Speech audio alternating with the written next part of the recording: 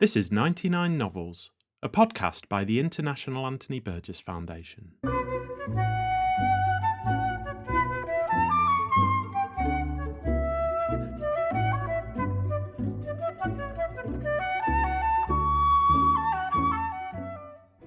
In 1984, the writer Anthony Burgess selected his 99 favourite novels in English since the outbreak of the Second World War.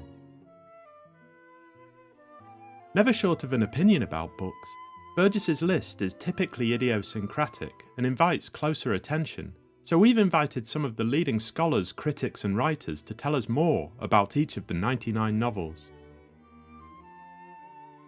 So read along with us as we explore a reading list created by one of the most original literary voices of the 20th century.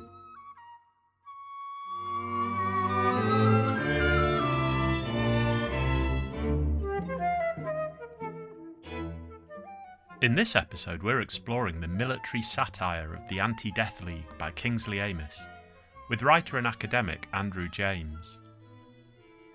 The Anti-Death League follows the soldiers of an army base that borders a quaint English village.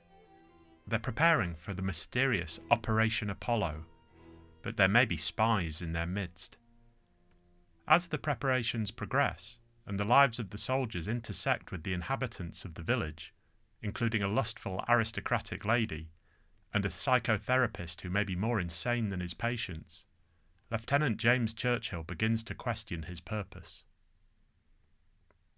Kingsley Amis was born in 1922 in London. He wrote over 20 novels, the most famous being Lucky Jim, which also appears on Burgess's list. He won the Booker in 1986 for The Old Devils and was knighted in 1990. He died in 1995. Andrew James is currently a professor in the School of Commerce at Meiji University in Tokyo, where he conducts research in both literary biography and wine. He is the author of the books Kingsley Amis, Anti-Models and the Audience, and Bandol Wine and the Magic of Mourvèdre. His latest book is The Life of the Author, Graham Greene. For all of the relevant links, head to a description of this episode, where you'll also find a list of all the books mentioned. This is the final episode in the current series, but 99 Novels will return with more episodes in 2026. I'm Graham Foster, and I spoke to Andrew James about The Anti-Death League by Kingsley Amis in October 2025. Andy, thanks for joining us on the 99 Novels podcast. I'm really excited to talk to you about Kingsley Amis's The Anti-Death League. It's quite an odd novel, not really one that fits in my opinion, to Amis's other work. So I wonder if we can start off by just describing the novel to someone who may not have read it. Well, thanks for having me, Graham. I appreciate it. Yeah, it's an interesting novel. I think, as you say, if you had read something else by Amis, like one of his popular comedies, Lucky Jim is probably the most popular, the best known, you may be surprised when you read this book. It's quite serious. It takes issue with human suffering and the idea that there's a God, a divine being that could tolerate the suffering of the innocent. It has as its backdrop the concern in the 1960s of the so-called Red Threat. It's not Russia or the Soviet Union in this novel, but it's China. And that may come as a surprise to some people.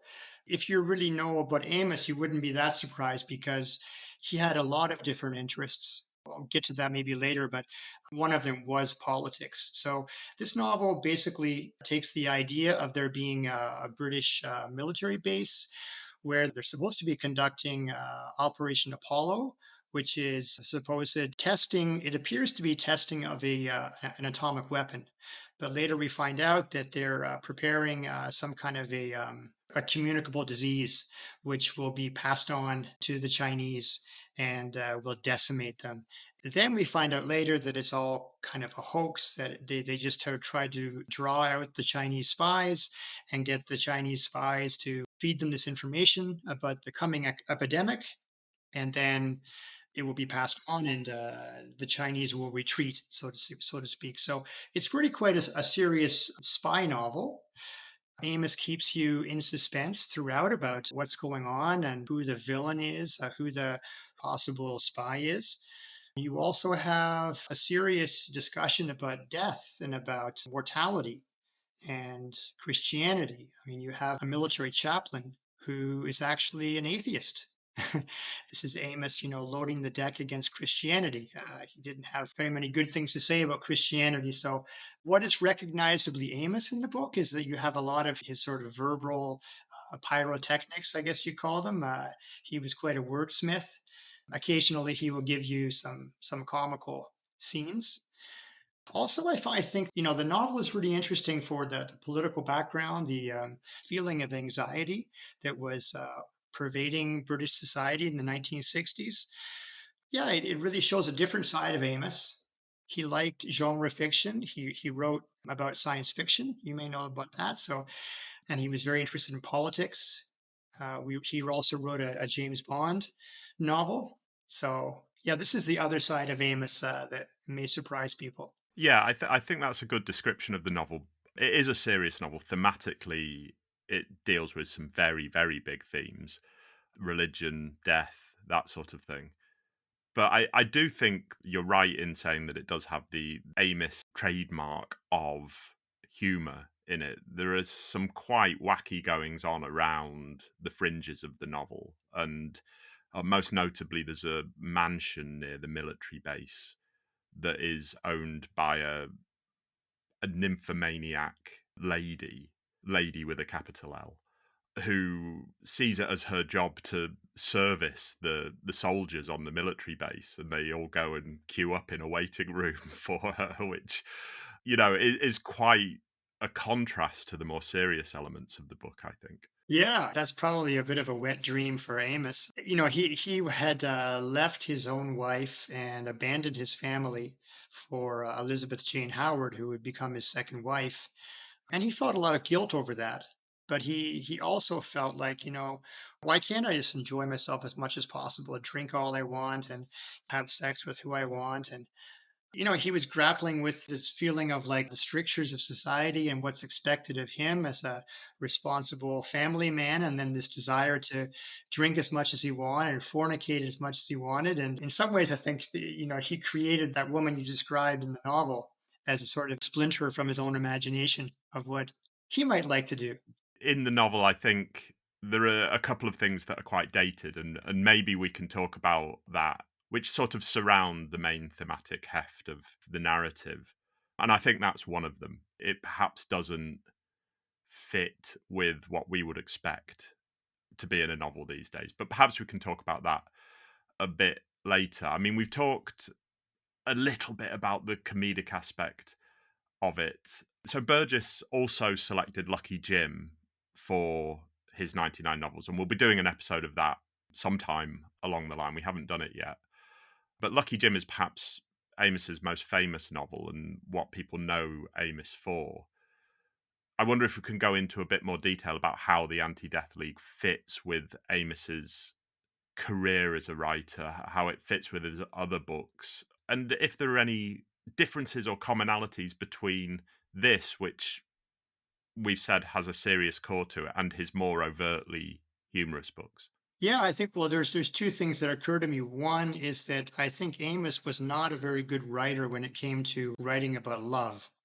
I don't think he had the first idea what love was. I don't think he writes about love very well. We see this began with Lucky Jim, where he has, the ideal virginal woman who's Christine, and she and Jim fall in love with each other. It's a love at first sight. Everything is perfect. We're soulmates within like minutes of meeting. Everything that you say, I say with and believe, I agree with completely, and vice versa. I'll love you forever, and everything's perfect. It's completely ridiculous to me anyway. But Amos seems to have believed this, and he repeated it several times in his comic novels. This kind of preordained meeting with the perfect partner. And then on the other hand, he has this absolutely horrible relationship between two people who are completely ill matched and hate each other and would like to kill each other. And it's just the death of love. And so you've got these two polarities. So you have the same thing happening in this novel. Catherine Casement, who's a kind of a secondary character, she develops cancer and she's the love interest of James Churchill. So Churchill is the fellow who fears death and has it in for God. But anyways, he and Catherine meet and they're perfect soulmates almost immediately. And their first meeting is at the beginning of the book. They see each other in passing. And from that moment, they're in love. Now, Catherine Casement was married before, and her husband was the worst man in the world. He sexually abused her. He tortured her physically and also mentally. He was a pervert. It was just sounds like the worst thing in the world. So this is one thing that we saw in Lucky Jim as well, that a character can go from the worst relationship in the world to heaven. And for me, this is not very convincing because I don't think life is really like that. I mean, you may believe that a relationship is the greatest in the world for a couple of weeks, but generally the sheen wears off, shall we say, or you come back to reality. And so that's one thing that I think unites the two novels, this sort of typically strange Amesian way of seeing love. I think the other thing that I saw is that Amos liked to really take the piss. So he was taking the piss of, he was really writing against academia in Lucky Jim, as you know, right? I mean, everything about academia is a joke. Jim Dixon says of his teaching, he says, well, the students waste my time and I waste theirs. This is sort of Amos's own view of what it was like to be part of academia. He didn't take it very seriously. It was just a way to make money. He was very cynical. And so in this novel, he's really taking the piss when it comes to the military. I mean, the military appear to be completely amateurish, unprofessional, flying by the seat of their pants. The secrets that are really vital to national security are being passed around over thermosfuls of champagne. Everybody's drinking constantly to either congratulate each other on working hard that day or for, burning off stress or because they're glad to see each other, or everything is an excuse to drink. So they seem to be constantly drunk, constantly irresponsible. Nobody knows what they're doing. He's really making fun of the military in the same way that he made fun of academia in Lucky Jim. And he would do this in several novels. He would take a particular genre and really attack it and lampoon it. He would do it with psychiatry, as you probably know from a later novel that he wrote called Jake's Thing. I mean, psychiatry becomes his pet peeve. So yeah, those are the two main things I would say that unite the two novels and make it recognizable that Kingsley Amis was their author. Yeah, I think mentioning the military, as I was reading this book, I very much put it in a category that Burgess writes in as well, that I think a lot of writers of this generation write in. I mean, Burgess writes about the military in several different ways, in several different books, from The Wanting Seed, which is a dystopia with a forever war in it, to his more overtly World War II book, A Vision of Battlements. But Amis, this book, The Anti-Death League, fits in with those writings by Burgess. It fits in with military writing by a lot of authors of this generation because they went through the military. They were forced to go through the military via conscription. So it was a big defining part of their life. So how do you think Amis's experience in the military influenced this novel? Because it's not a World War II novel. It's essentially a Cold War novel, I would categorize it as. It's set in the 60s. You've mentioned the way he's mocking the military, but do you think it's a more developed satire of military organization? Yeah, it's a good question, Graham. I'm not really sure. I do know, speaking about Amos's own military experience, that he was in the Signals Corps. And some people really criticized him for that he was almost dodging because the Signals Corps was pretty light work. The chances of you being on the front lines were nil. So some people thought he was almost shirking that he managed to get into signals. And, he was never a very brave person. You may know that Amos had a lot of fears and paranoias. He was afraid of death. He was afraid of the dark. He was afraid of being alone at night. He would call up in the 1970s when he was really having troubles. Martin, his son, come and walk him home from the pub where he'd been all day drinking because he couldn't make it home by himself because he was afraid of the dark. He never drove a car. So, I mean, this is not a portrait of a heroic soldier, right? He saw the kind of ridiculous side of the military, which he portrayed in this unpublished novel fragment called Who Else is Rank? A lot of that material came into this novel. And it's mainly about how the officers are incompetent and everybody's bored and they pass their time in drinking. And there's very little about the actual nuts and bolts of the military, which is what really bored Amos. He wasn't interested in it anyway. It was more the human characters and how the army was basically about how to pass a boring stretch of time. Hearing you speak, I can really understand why Burgess picked this for his list of 99 novels, because Burgess was in the education corps, so also the chances of being on the front line were pretty much nil. I mean, he was stationed on Gibraltar, so they had to go through defensive drills and that sort of thing. But his writing is about the boredom, the sort of bureaucracy of the army, the everyday stuff. It's not about going over the top and shooting at people and being heroic. It's about killing time behind the lines. So I can really understand why Burgess related to this novel, really. Speaking of Burgess, Burgess describes the novel, and there's a quote from his review in 99 Novels, as a mask of ultimate bitterness against God.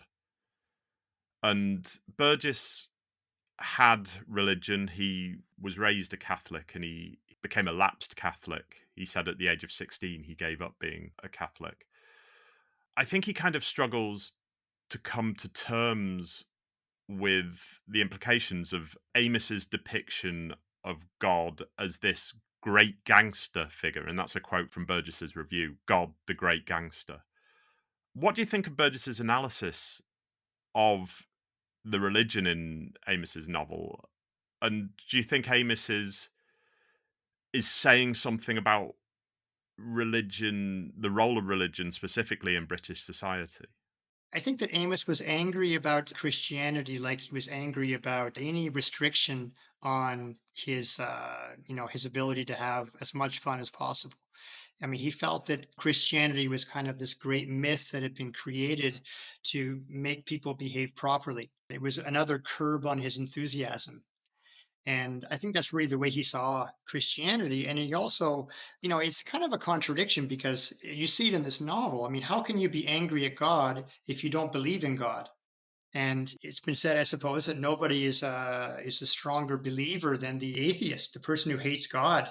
If you hate this idea of the divine so virulently, you must actually believe. So I don't really know if Amos was really an atheist, as I've always believed he was. He couldn't get his head around the idea of mortality.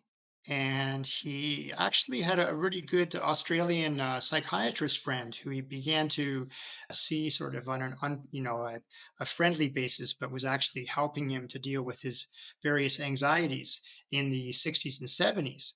And he asked this guy, he said, he was really afraid of death. And, what do you think happens after we die? And the psychiatrist friend said to him, well, what do you remember from before you were born? And Amos said, well, of course, nothing. He said, well, that's basically what it's like. You will no longer exist, just as you didn't exist for thousands of years up until your birth 50 years ago. And that sort of comforted Amos a little bit. So I think Amos really had trouble with the idea of oblivion, of mortality. And he wanted to blame somebody, to blame something. So it's very strange because if he really was atheist, he really didn't believe in God. Why does he occasionally in his novels, he grapples with God and blames God? To get back to your question, I mean, I think Burgess's phrase there, the mask of ultimate bitterness against God, is really a good one. I don't think God could be the great gangster if he or she doesn't exist. But Amos is never in any of his polemics, whether it's against women, against music, against the military, any of these polemics that he delivers in his novels, he's never consistent. It's never a really well thought out, well argued, defensible position, which actually I kind of like because it makes it very human. It's flawed. And so when he's arguing against women and saying that women are horrible, and actually the man who's saying it looks more horrible, well, looks worse, and is flawed.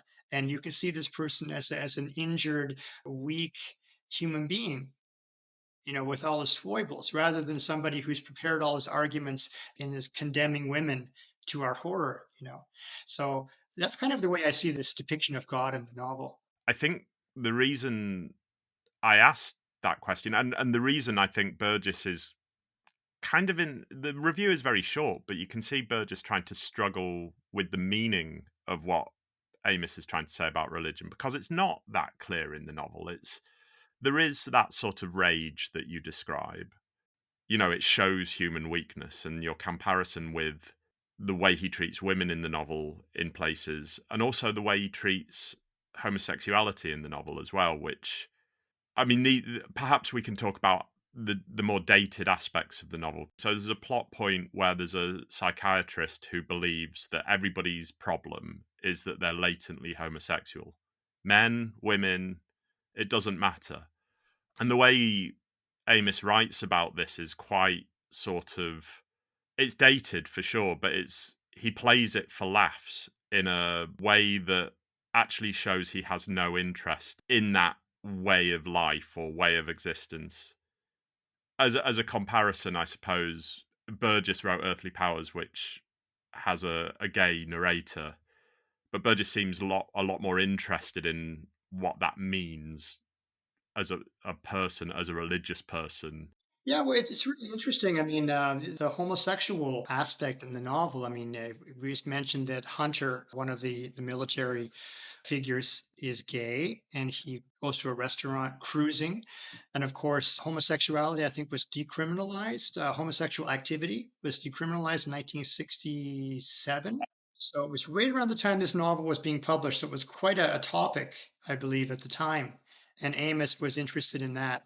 And some people have, myself included, when I wrote my monograph on Amos, I mean, did Amos have homosexual experiences, or what was his actual position on homosexuality? Because he often seems to make fun of homosexual figures, characters in his novels, some of the minor characters, but he actually tried to write a novel from the perspective of a homosexual hero, and it was called Difficulties with Girls. It was the same title used for a later novel, but he almost finished the manuscript, and then he abandoned it. And it's available in manuscript form. You can read it. It's unpublished, but he wrote a letter saying why he didn't publish it, which is attached to the manuscript. And it's like a 3-page letter, open letter to the reader, in which he says, he was fascinated by how a homosexual man would view the world, and particularly how a homosexual man would view women. And he actually says some very horrible Kingsley Amis kind of things justifying why he was writing the novel. And then he says that he decided not to publish it because he believes he's a good enough writer that he could convince people that it's actually his own experiences he's writing about. Therefore, the readers, if the novel was a success, they would all believe that the author is also gay, and he didn't want to be considered to be gay. But it's really strange. Around this time this novel came out, the one we're talking about now, the Anti-Death League, this fascination with homosexuality was beginning to rear its head, and he, in his creative writing, and he was dealing with it, and you wonder why. I mean, is it because it's something that was really becoming an issue in British society, or was it something that was of interest to him for some reason or other? Because he had so many other fears and anxieties. Maybe he wondered, maybe I'm also gay or bisexual. But Amos was just a collection of mysteries, to me anyway. It's interesting because Burgess, around the same time, I mean, he was talking about gay characters in something like Honey for the Bears, which was published in 1963. So maybe there was something in the air. Burgess, I should say, didn't seem to care whether people thought he was gay or not. He just published these books, and I don't think he ever thought about it in the same way. I don't think he had any anxiety about it, or at least not publicly. So that's the difference between Burgess and Amis. Yeah, well, in Amos, of course, he mentioned this several times. I mean, Lucky Jim was his great lucky break, but it was also an albatross around his neck because everybody believed him to be Lucky Jim Dixon, you know, the sort of dissatisfied academic who was an iconoclast and a rebel, and so he had succeeded so well with that that afterwards everybody identified him very closely with his first person narrator. So he would try to dissociate himself in different ways, but he had a very distinct voice, as you know, his narrative voice is very distinct. So people really believed the authorial voice, the voice in the novel, was Kingsley Amis. Burgess probably didn't have those anxieties because every single one of his books was different, Yeah, basically. much more versatile in some Yeah. ways. In his review in 99 Novels, Burgess suggests that the Anti-Death League has a connection to Amis's later work on James Bond. Burgess really thought Fleming was an important novelist, I think. Whether or not he thought he was a good novelist, I don't know, but he thinks he's an important novelist, and Goldfinger is actually in the 99 Novels. Do you think Fleming was an influence on Amis generally and on this novel in particular? And perhaps we can talk about Amis's literary influences more generally after we. Yeah, I think that's a really good question too. It made me think a lot. I know that Amos liked Fleming, of course. He enjoyed his writing, and I think there's a couple of reasons for that. One is that Amos aspired to be a popular writer. He thought that if your books didn't sell, you shouldn't write anymore because that meant that you didn't have an audience. So if you don't have an audience, you're a failed writer, a failed artist. And he has a lot of failed artists depicted in his novels, you know, musicians who have concerts that nobody comes to, for example. So, you know, we're expected to go along with Amos and thinking, well, this guy obviously should find a different profession. But Fleming's books sold. They were entertaining.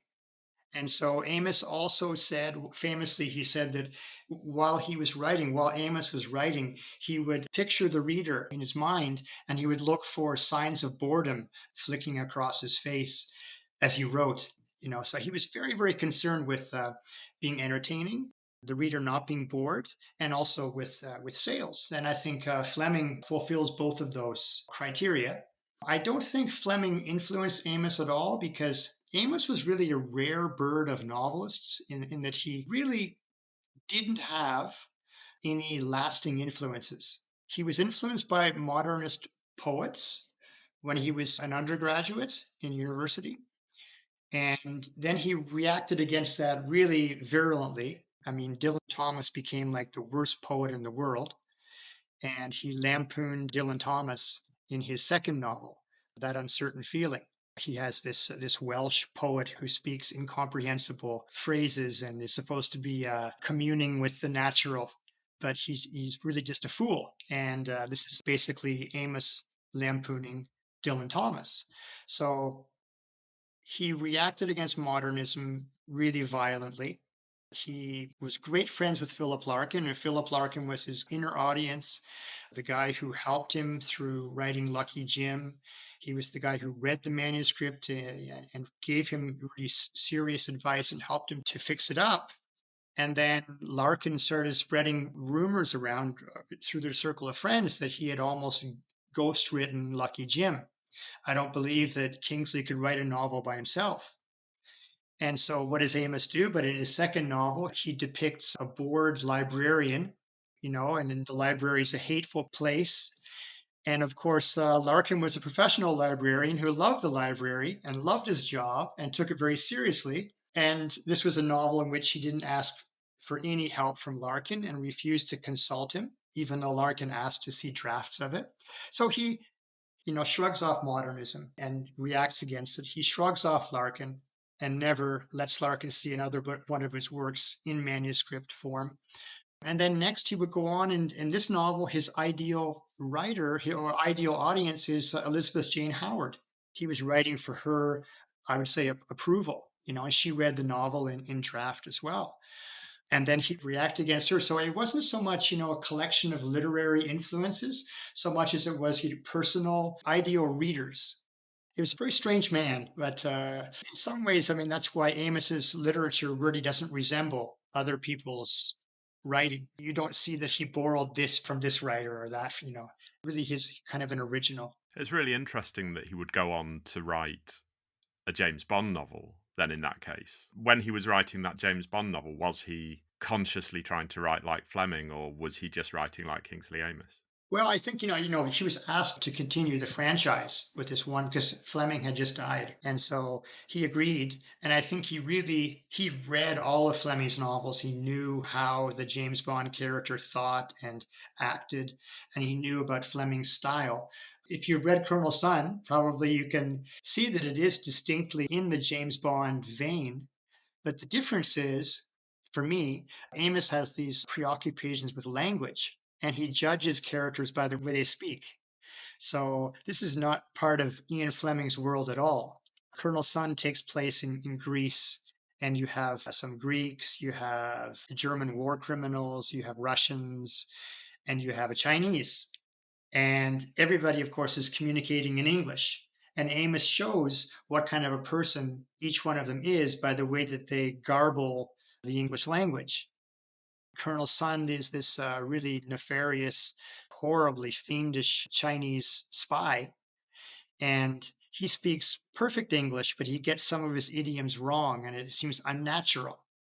So we're expected to think, well, because of the way his unnatural way of speaking, well, there's something unnatural about him, and sure enough, he turns out to have sort of perversions and strange ideas, and this is totally Amos. This is not Ian Fleming. But Amos did that in many of his novels, and in this one too. You may remember there's the anonymous poem in the Anti-Death League, in which the author is Hunter, I believe, and so Hunter has deliberately included misspellings to lead the reader on a wild goose chase, thinking maybe it's a lower middle class writer or somebody uneducated who has a beef with the church, not an educated officer. But then this poem is read by Jagger, who's an upper army official, and he says, well, everybody knows that if you understand punctuation, then you don't make mistakes in spelling. And this guy has perfect punctuation, but his spelling is off. So again, this is Amos. I mean, this is Amos having fun with analyzing the nuts and bolts of the English language and trying to decide how people fit on the food chain according to the way that they speak and manipulate language. That was probably one of my favourite bits of the novel, actually, the plot line surrounding the anonymous poem. I really enjoyed that bit of the novel. Going on from James Bond, I think we've talked about this novel being set in the 60s, probably influenced by Amos's experience during the Second World War, but it certainly is a mid-60s novel. What do you think it says about the politics, world politics, British politics of the mid-60s? And we've kind of already classified it as a Cold War novel. What else do you think it's saying about the politics of the time? There was a sort of fear of communism, of the Soviet Union, the next global conflict hanging over England. And I think that Amos and Englishness are really strongly connected. And I mentioned it related to language, for example, that the way that you speak defines what kind of a person you are. And there's suggestions in this novel that, the Chinese, well, they're not as advanced as we are, but the horrible thing is they don't play by the same rules as the English. They're sort of barbaric. Nobody knows what they're capable of. Yeah, I mean, there's sort of a fear of the unknown here. Amos was not a well traveled person. I mean, he spent a year in Princeton as a visiting lecturer, but he hated abroad. He was afraid of traveling, he was afraid of flying. He liked taking the train or having somebody else drive him. This is kind of a Cold War novel. I think I'd agree. There's a sense of foreboding that's hanging over the novel.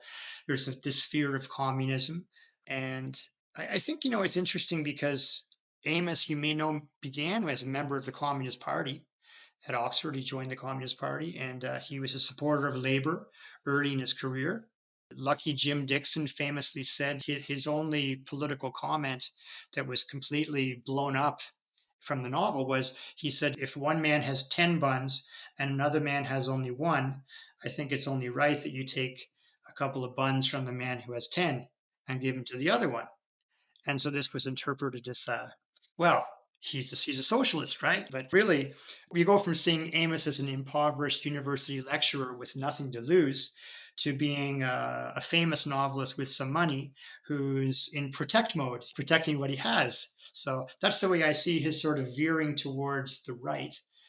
The Cold War aspect, but also that the fact that the 1960s in England, you have the liberalization of society. You had the Lady Chatterley case in 1960. We mentioned about homosexuality and divorce was becoming more common. But on the other hand, there were things that were really shaking up WASPs like Kingsley Amis. I mean, mass immigration. We have in this novel an Indian character, an Anglo English character.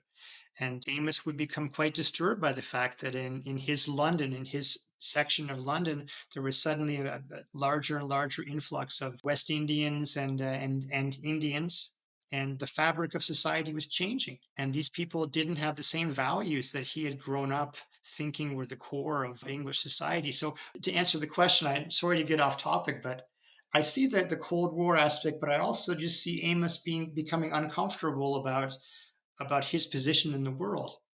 It's reflected in the religion in the novel, like does God exist or not? In innumerable ways, it's the Cold War, but it's also just British society. Yeah, I think that's evident in the novel because it is, after all, set. The military base is in a rural British village, and it's very British. It's sort of hedgerows along roads and that sort of thing. And the big incident in the novel is the blowing up of a traditional church with a nuclear bomb, essentially, or it's a handheld nuclear weapon, which also speaks to it's a rifle that fires nuclear bomb shells, essentially, which also speaks to the sort of fear of the Cold War. But it's a traditional English church that's blown up, and there's that tension between what is traditionally English and the army itself is presented as quite alien, let alone the soldiers of Indian origin. The spies are presented as somehow un-English, even though the people that they mainly suspect as being spies are English civilians. So it's all there's definitely something about the changing shape of traditional, if you can call it that, England. Yeah, I mean, you have some real or sort of arch traditional characters in the novel, like the pub owner in the novel is really like the perfect Kingsley Amis character. He's like a jolly old good guy.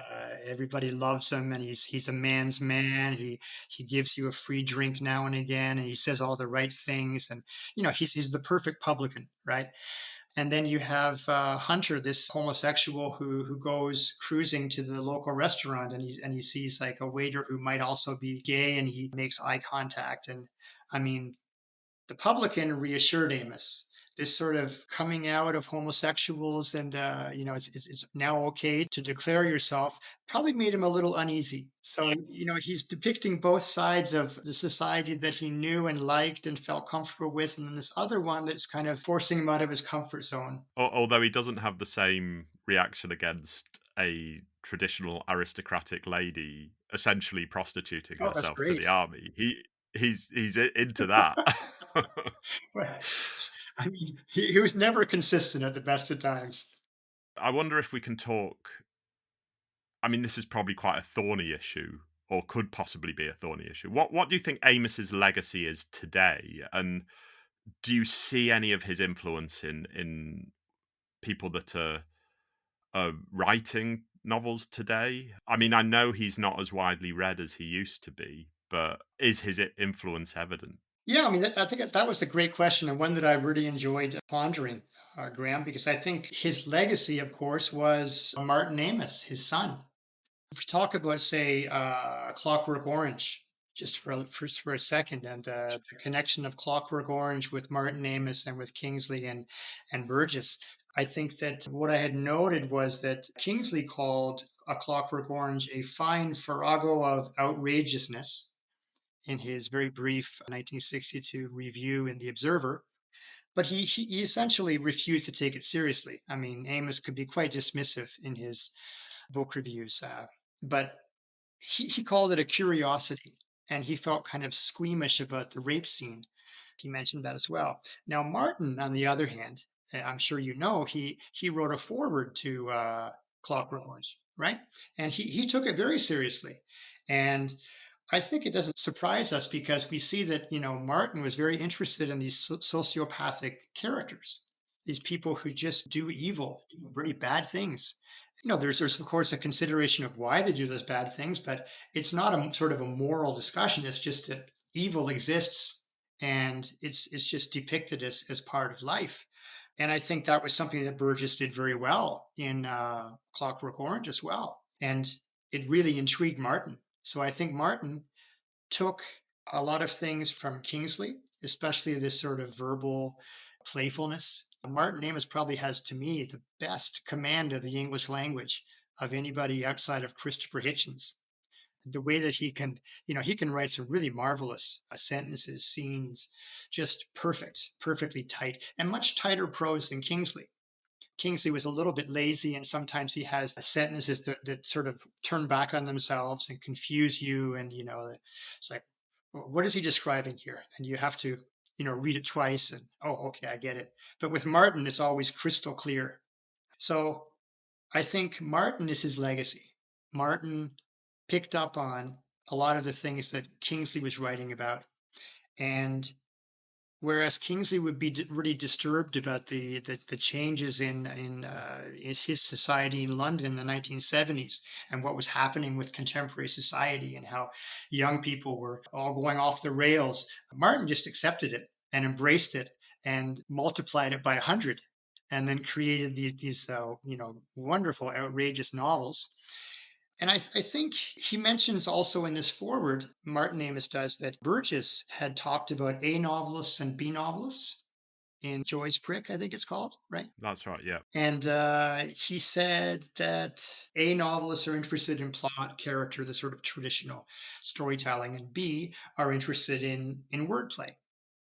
And so he very rightly identifies A Clockwork Orange as a B novel, but he's very careful to say that Anthony Burgess was not a B novelist. And I think he's also talking about himself there, very much. Martin Amis loved language, and he had inherited that from Kingsley. They really loved to banter with each other. He called his father Kingsley from a young age, didn't call him dad, he called him Kingsley. They were like sparring partners. And so I think that really is Amis's legacy. Yeah, so would you say that Kingsley Amis is kind of translated through Martin Amis? His influence comes through Martin Amis to writers that are writing now? Because I know Martin Amis is hugely influential. I mean, you can see other ones. We'd like to say Zadie Smith, for example, but I mean, the sort of really ingenious use of language combined with sort of an outrageousness and going too far and pushing things. And I think Amis was starting to do that, but Amis was constrained by maybe his upbringing, maybe by his idea of Englishness. And Martin just didn't care. And Martin pushed it, opened the door, and I think a lot of others joined him in going through that door.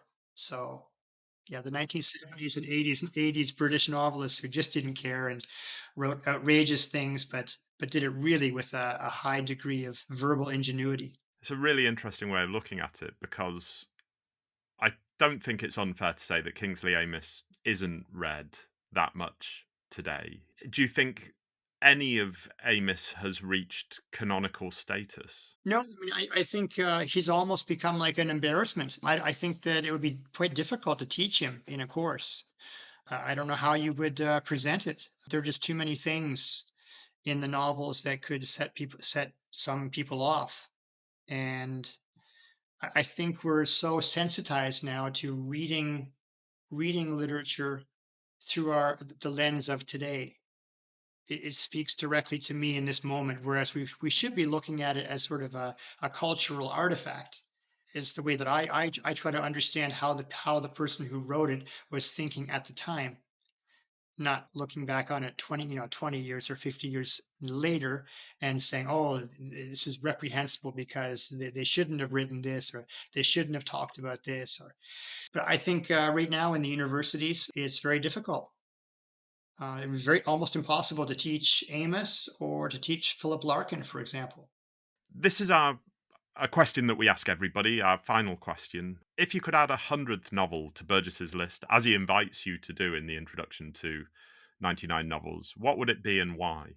Well, that's another great question, which I loved. I looked at the list and I saw, for example, novels like Ridley Walker, 1984, Nabokov twice, Flann O'Brien, Pynchon, and on and on. I mean, writers who experimented with language and use it creatively.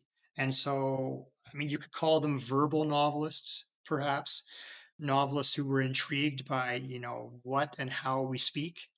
And we've been talking about that with Amos as well. I have. So I think possibly B.S. Johnson, who wrote this, a novel called The Unfortunates, which is the random novel in a box. You have all these little pamphlets, and then you're supposed to read them in any order you want. I think that's a really intriguing novel. Also, another one by him is called Albert Angelo. I don't know if Burgess read B.S. Johnson, but I He was did, thinking, yeah. did he? Okay. I think he knew Johnson a little bit. We've got a signed copy of one of Johnson's novels in the archive. So yeah, I was surprised by that because I thought it was a very, linguistically and structurally experimental writer, was Johnson. But I also thought that that's a pretty intriguing list going down and looking at it. And I really gained a little more respect for Burgess because I know that he was a great reader of others' works. And he talks about that in the introduction to his list. A lot of the books, to me are unreadable. I mean, Finnegan's Wake, Pynchon. I mean, Pynchon can be okay, but not really my cup of tea. Lawrence Durrell, I think, is aged very, very poorly, but just the breadth of his reading is really incredible. So I could see how he appreciated so many different kinds of writers and different ways of viewing the world. Yeah, I mean, the archive at the Burgess Foundation has over 10,000 books, and that's a fragment of his collections throughout his lifetime. Some books have been lost, some books are in a different archive in France. I mean, he devoured books. He was a reviewer as well, so reading, I think, for Burgess was a huge part of the creative process, as well as a means of making more money. So thanks for joining us on the 99 Novels podcast. It's been really interesting to learn more about Amos, and thank you for taking the time to talk to us. Well, thank you for inviting me, Graham.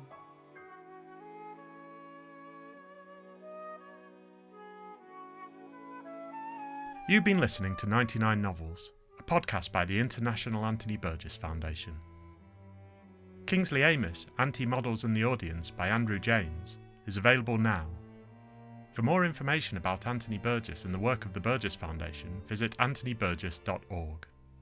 You can subscribe to the Burgess Foundation's free weekly newsletter at anthonyburgessfoundation.substack.com.